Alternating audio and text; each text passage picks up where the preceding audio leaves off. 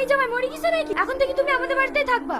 কি গো, তুমি কিছু বলছো না? হ্যাঁ আব্বা, এখন থেকে আপনি আমাদের বাড়িতেই থাকবেন। জানবি আই জান, মেয়ের বাড়িতেই থাকেন। ভাগ্যিস আপনার একটা মেয়ে আছে।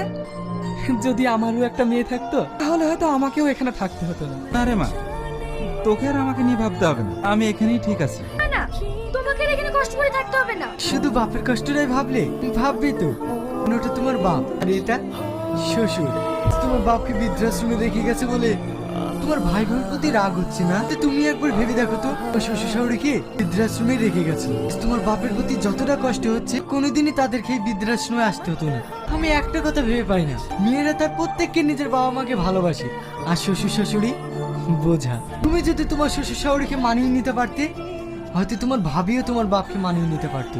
আশা করি এদের কাউকে এই বৃদ্ধাশ্রমে আসতে হতো না। চল।